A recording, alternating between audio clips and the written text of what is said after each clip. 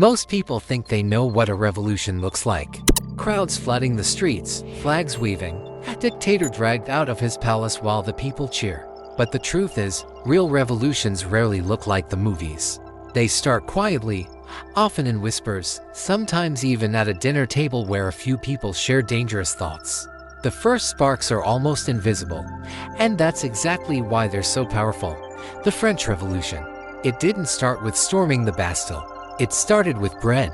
People were starving, and they began asking why their king lived in luxury while they couldn't feed their children. Revolutions grow from frustration, but frustration alone isn't enough.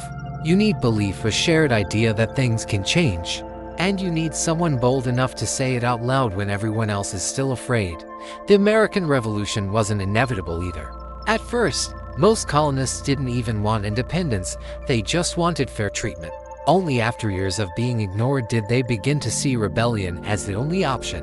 And even then, it wasn't all unity and patriotic speeches. It was messy. Families were split apart. Some neighbors fought for the British, others for independence. People lost businesses, homes, even lives. And many of them didn't live to see the new country they fought for. What history books rarely tell you is that revolutions are brutal, not just for the rulers, but for the rebels too. You can lose everything even if you win. The Russian Revolution, for example, replaced one oppressive system with another. People who thought they were fighting for freedom often ended up in prisons or labor camps under the very regime they helped create. Revolutions can be like wildfires, they burn down what's rotten, but they don't choose what grows in its place. And there's something else you don't read about: fear. Fear runs through every revolution like an invisible current. The fear of doing nothing, the fear of speaking out, the fear of what comes next.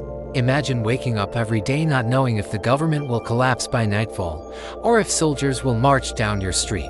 That tension changes people. It turns neighbors into spies, friends into strangers. It forces ordinary citizens to make impossible choices. But here's the paradox: fear is also what keeps revolutions alive. When fear becomes unbearable, it turns into action. People who were silent finally speak. Those who were loyal start to question their loyalty. The tipping point is never dramatic, it's slow, quiet, and then suddenly, everything explodes. Even the leaders of revolutions are not always heroes. Some of them are opportunists who see a chance to grab power. Others start with good intentions and slowly become tyrants themselves. Power is addictive, and revolutions create a vacuum that someone always rushes to fill. History tends to remember the winners as visionaries, but many of them were just as ruthless as the rulers they overthrew. The truth is, every revolution is a gamble. There is no guarantee that the new world will be better than the old one. That's why some historians say revolutions are like spinning a wheel. You might land on freedom, or you might land on chaos. And yet, people keep spinning that wheel, again and again, because the hope of change is stronger than the fear of failure. And if you think revolutions are just a thing of the past, look closer. Every generation has its breaking point. The signs are always there: the protests, the angry debates, the sense that the old system just doesn't work anymore. The question is not whether there will be another revolution, but when and what it will cost. When a revolution begins, the first thing to collapse is certainty. Rules that once seemed unshakable suddenly don't matter. People stop trusting institutions. They stop trusting leaders. Sometimes they even stop trusting their own neighbors. It feels like living on shifting ground. Everything is moving, but you can't tell which way. This uncertainty is what makes revolutions so dangerous, but also so electrifying. People who once felt powerless suddenly realize that the world is not fixed, it can be reshaped. And that's intoxicating. When you've been ignored your entire life, shouting and finally being heard feels like a victory in itself. Crowds grow louder. Symbols appear: flags, chants, slogans. A movement is no longer just anger. It becomes an identity. But here's the thing history books skip over: revolutions are rarely purely noble. There are always people who take advantage of the chaos. Looters, black market profiteers, warlords. Revolutions attract those who want power as much as those who want justice.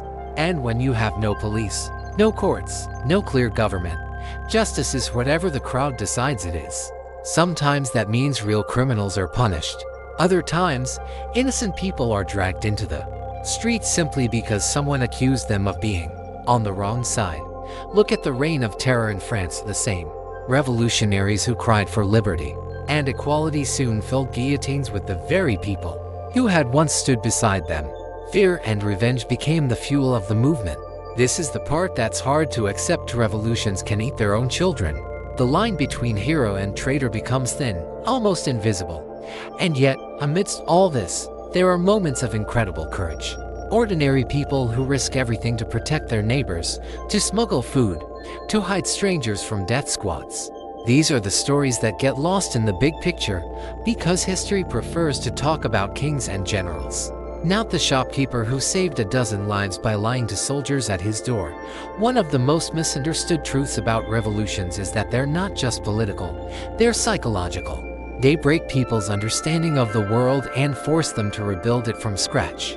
That's why revolutions often produce art, literature, and music that are raw and full of emotion. People are desperate to express what they've just lived through. You can hear the sound of rebellion in the songs of the era. You can see it in the paintings, in the words written on scraps of paper, hidden under floorboards. But there's also a deep sadness that lingers. After the cheering stops, after the parades are over, people have to figure out how to live in the world they just created. And that's the part no one prepares for.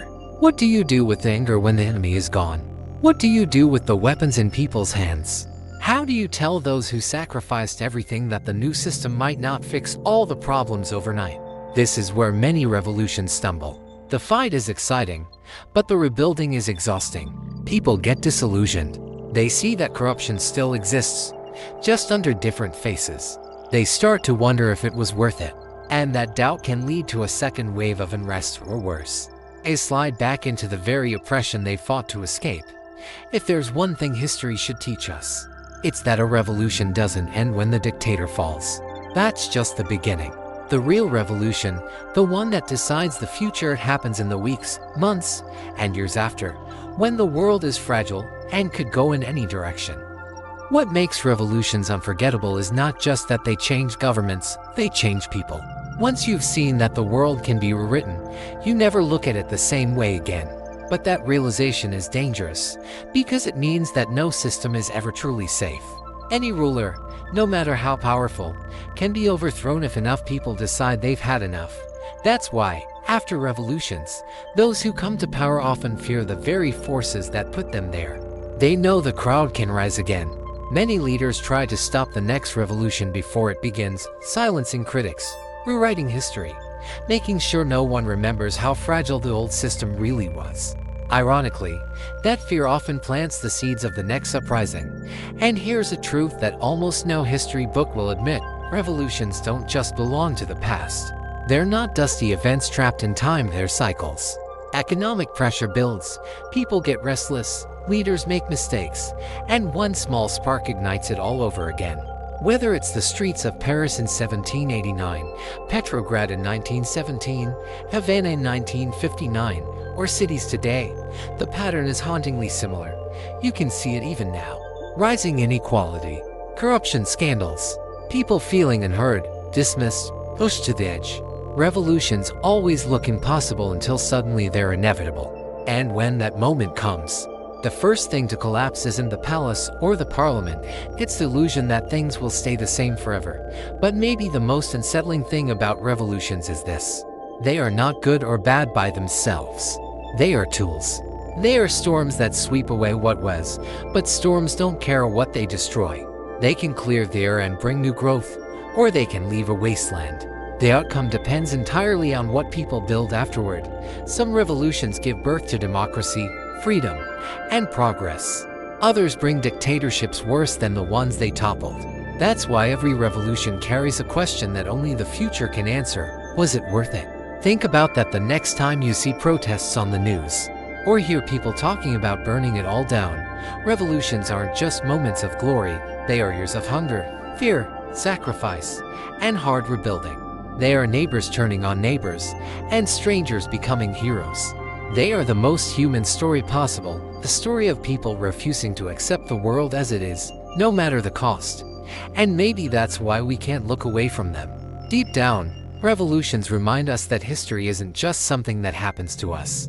It's something we can shape, but shaping it always comes with a price. So the next time you hear about a revolution, don't just ask who won. Ask what they were willing to lose and whether the world they created was truly the one they dreamed of. Because revolutions aren't just about the fall of the old order, they are about what comes after. And that part of the story is still being written.